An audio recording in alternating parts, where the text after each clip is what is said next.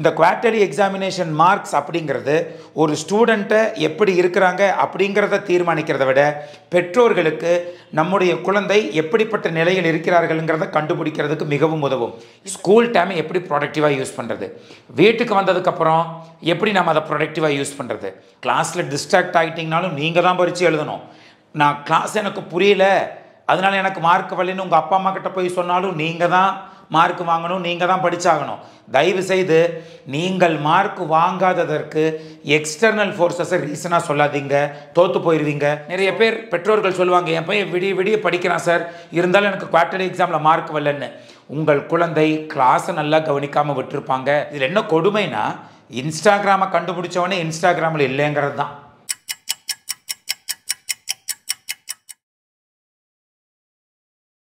Ashwin, career guidance expert.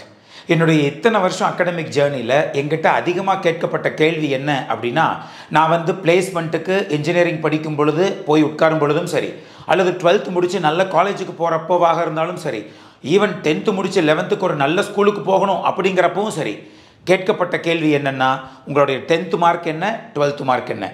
இந்த கேள்விகளை நம்ம லைஃப் என்டையராகவே கேட்டுக்கிட்டே இருப்பாங்க. நம் அடுத்தடுத்த தளத்திற்கு செல்லும் பொழுது, ஒரு கம்பெனிக்காரனாக இருக்கட்டும் அல்லது ஒரு பெரிய இன்ஸ்டிடியூஷனாக இருக்கட்டும், நீங்கள் ப்ராக்ரெசிவான நல்ல ரெஸ்பான்சிபிளான பெர்ஃபார்மர் அப்படிங்கிறத கண்டுபிடிக்கிறதுக்கு உங்களுடைய 10th மார்க்கையும் 12th மார்க்கையும் மட்டுமே தான் அச்சாணியாக வச்சுக்கிட்டு நீங்கள் எப்படி ஒர்க்கஹாலிக்காக ஹார்ட் ஒர்க்கிங்காங்கிறத கண்டுபிடிச்சிருவாங்க. அப்போது இந்த போர்டு எக்ஸாமினேஷனுக்கு மிகவும் அடித்தளமாக இருக்கிறது என்ன அப்படின்னா, இந்த குவார்ட்டர்லி எக்ஸாமினேஷன். இந்த குவார்ட்டர்லி எக்ஸாமினேஷன் மார்க்ஸ் அப்படிங்கிறது ஒரு ஸ்டூடெண்ட்டை எப்படி இருக்கிறாங்க அப்படிங்கிறத தீர்மானிக்கிறத விட பெற்றோர்களுக்கு நம்முடைய குழந்தை எப்படிப்பட்ட நிலையில் இருக்கிறார்கள்ங்கிறத கண்டுபிடிக்கிறதுக்கு மிகவும் உதவும். இந்த குவார்ட்டர்லி எக்ஸாமினேஷனை பொறுத்த வரைக்கும் போர்டு எக்ஸாமினேஷனில் எப்படி 3 மணி நேரம் பரீட்சை எழுதுவீங்களோ, அதே போல் குவார்ட்டர்லி எக்ஸாமினேஷனும் இந்த 3 மணி நேர பரீட்சை நீங்கள் எழுதுவீங்க. இந்த 3 மணி நேர பரீட்சையில் நீங்கள் எப்படி டைமை மேனேஜ் பண்ணுறீங்க, எந்த அளவுக்கு கான்செப்டை படிச்சிருக்கிறீங்க, நீங்கள் படித்ததுக்கான மார்க் வந்திருக்கா, அல்லது நான் வேறு மாதிரி என்னுடைய ஸ்டைலை மாற்றி படிக்கணுமா, எல்லாத்துக்குமான செல்ஃப் அனாலிசிஸான எக்ஸாம் தான் இந்த குவார்ட்டர்லி எக்ஸாமினேஷன். ஐஐடி, என்ஐடி, IIITஸில் அட்மிஷன்ஸ் வாங்கணும் அப்படின்னா போர்டு எக்ஸாமினேஷனில் எல்லா சப்ஜெக்டையும் சேர்த்து 75% மார்க் வாங்கியிருக்கணும். இதே பிட்ஸ் பிலானி, விஐடி வெல்லோர் போன்ற டாப் கிளாஸ் ப்ரைவேட் டீம்டு யூனிவர்சிட்டிஸ்க்கு நீங்கள் போகணும் அப்படின்னா ஓவரால் மார்க்கும் 60% இருக்கணும்.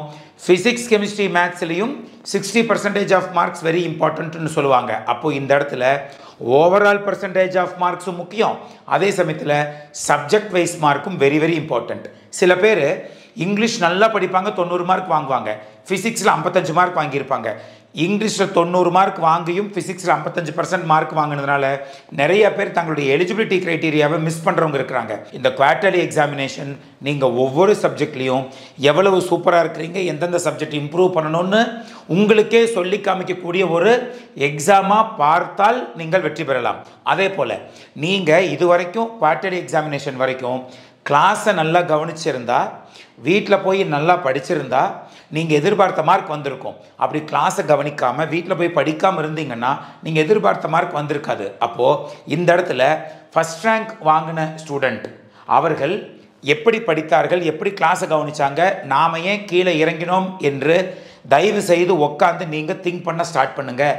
உங்களுக்கு முன்னாடி 10 பேர் இருக்கிறாங்கன்னா 10 பேரும் உங்கள் வயதில் இருக்கக்கூடிய ஆட்கள் தான். அதே போல் அந்த 10 பேரும் நமக்கு எப்படி ஒரு அம்மா அப்பா இருந்து நமக்கான பாசத்தையும் பணத்தையும் கொட்டி படிக்க வைக்கிறார்களோ, அதே போல் தான் அந்த ஃபஸ்ட் ரேங்க் வாங்கக்கூடிய மாணவருக்கும் அவர்கள் இந்த வயதில் நல்லா படிக்கிறப்போ நீங்கள் நல்லா படிக்கலைன்னா அவர்கள் மிகவும் உயர்ந்த இடத்திற்கு சென்று விடுவார்கள். நீங்கள் அவர்கள் உயர்வதை வேடிக்கை பார்த்து கொண்டு உட்கார்ந்திருக்க வேண்டிய சூழல் சேரும். இதை ஐ ஆம் நாட் கம்பேரிங். ஆனால் இந்த உலகம் உங்ககிட்ட கேட்கக்கூடிய ஒரே விஷயம், நீங்கள் என்ன ரீசனை சொன்னாலும் அக்செப்ட் பண்ணாது. சார் நான் படித்த அன்னைக்கு காலையில் சார் எனக்கு டைஃபாய்டு ஃபீவர் வந்துச்சு, அக்செப்ட் பண்ணாது. கம்பெனிஸ் நீங்கள் என்ன கதை சொன்னாலும் கடைசியாக உங்ககிட்ட கேட்குறது வாட் இஸ் யுவர் மார்க்ஸ், அவ்வளோதான். நீங்கள் என்ன கதை சொன்னாலும் கேட்க மாட்டாங்க, மார்க்கை சொல்லு அப்படின்னு தான் கேட்பாங்க. அதனால் பெற்றவர்களுக்காக படிக்கிறது, ஸ்கூலில் டீச்சர்ஸ் படிக்க சொல்கிறாங்கிறதுக்காக படிக்கிறது, நாளைக்கு படிச்சுக்கலான்னு நினைக்கிறது, இது எல்லாமே தவறான போக்கு. உங்களை நீங்கள் மாற்றிக்கொண்டால் மட்டுமே தான் ஜெயிக்க முடியும். யாரும் உங்களுடன் வந்து நிற்க மாட்டார்கள். உங்களுடைய தகுதி, உங்களுடைய மதிப்பெண் உங்களை அடுத்த நிலைக்கு உயர்வதற்கு மாற்றும் என்பதால் இந்த குவார்ட்டர்லி எக்ஸாமினேஷனை வைத்துக்கொண்டு உங்களுடைய பாசிட்டிவ் என்ன, நெகட்டிவ் என்னன்னு கண்டுபிடிச்சிருங்க.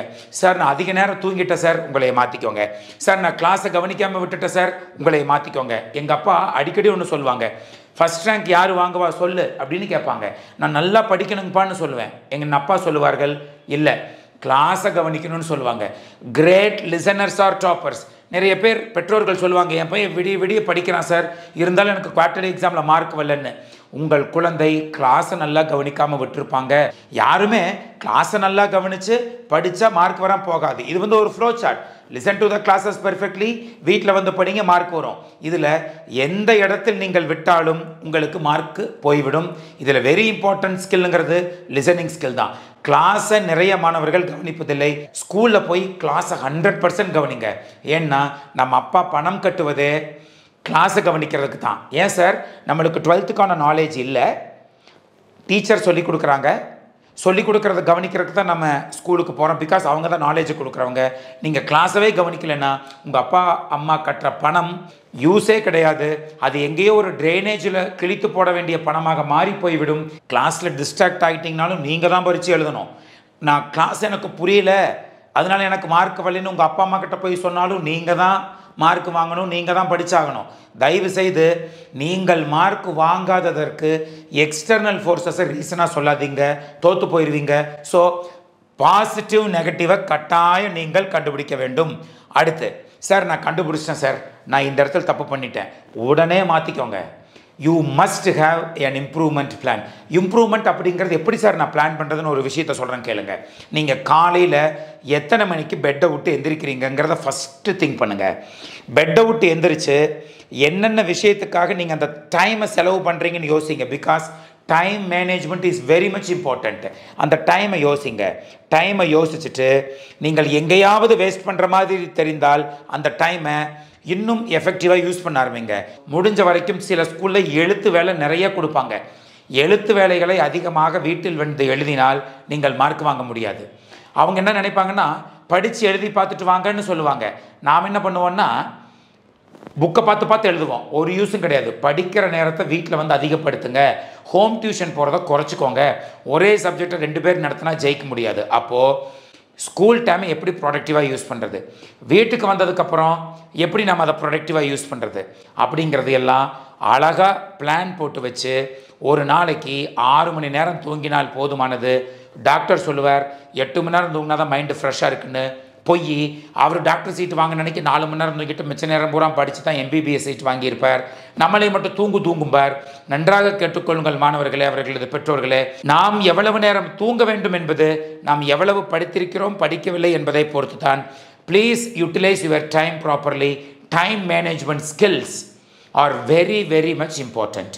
அந்த டாப் 10 ஸ்டூடெண்ட்டு கிளாஸ் எப்படி கவனிக்கிறான், எப்படி நோட்ஸ் எடுக்கிறான், எந்த மாதிரியெல்லாம் படிக்கிறாங்கிறத நீங்கள் நோட் பண்ணுங்கள். சில மாணவர்கள் என்னிடம் சொல்வதுண்டு, சார் அவன் கவனிக்கிற மாதிரியே தெரில சார், ஆனால் நல்ல மார்க் வாங்கிட்டா சார்னு. உங்களுக்கு தெரியுமா அவன் கவனிக்கவில்லை என்று? கண் அந்த புறம் இருந்தாலும் காதுகள் கவனித்து கொண்டு இருக்கலாம். என்றைக்குமே கவனிக்காமல் படிக்காமல் யாருமே ஃபஸ்ட் ரேங்க் வாங்க முடியாது, நல்ல மார்க் வாங்க முடியாதுங்கிறத முதல்ல நீங்கள் ஆணித்தரமாக நம்புங்க.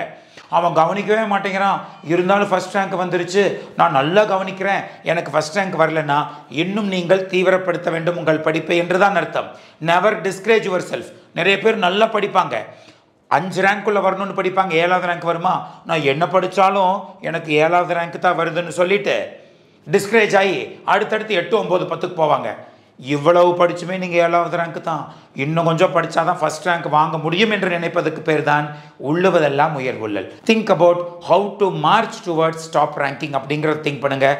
டாப் 10 ஸ்டூடெண்ட்ஸ் அப்சர்வ் பண்ணுங்கள், அவர்கள் எப்படி படிக்கிறாங்கங்கிறத பாருங்கள். கொஞ்சம் கொஞ்சமாக அவர்களை முந்துங்கள். முந்துவதற்கு நாம் என்ன செய்ய வேண்டும் என்று யோசியுங்கள். 4 நாட்கள் கிளாஸை நல்லா கவனிக்க கற்றுக்கிட்டிங்கன்னா டிஸ்ட்ராக்ஷன் இல்லாமல் 5வது நாள் அந்த கிளாஸை கவனிப்பதற்கான வித்தை உங்களுக்கு தெரிந்து போய்விடும். அவ்வளவுதான். These are all the strategies you must make. First உங்களுக்கு ரூல்ஸ் ஃபாலோ பண்ணுங்கள். சார் நான் காலைல நேரமே எந்திரிக்கிறேன் சார், எங்கள் அப்பா அம்மா எழுப்பிடாமல் எந்திரிக்கணும்னு நினைக்கிறதே ஒரு மிகப்பெரிய ஒரு விஷயம்.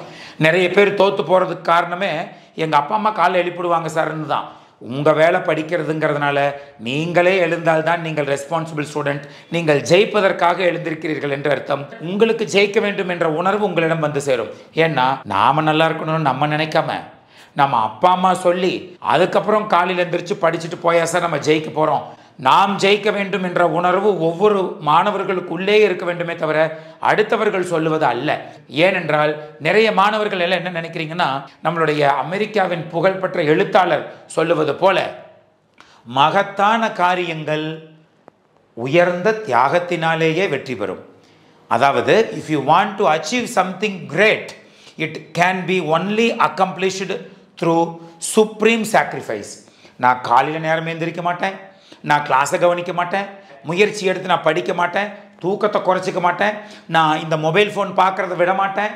இதில் என்ன கொடுமைனா, இன்ஸ்டாகிராமை கண்டுபிடிச்சவனே இன்ஸ்டாகிராமில் இல்லைங்கிறது தான். ஆனால் நம்முடைய மாணவர்கள் அதுதான் வாழ்க்கை என்று இருப்பவர்கள் இருக்கிறார்கள்.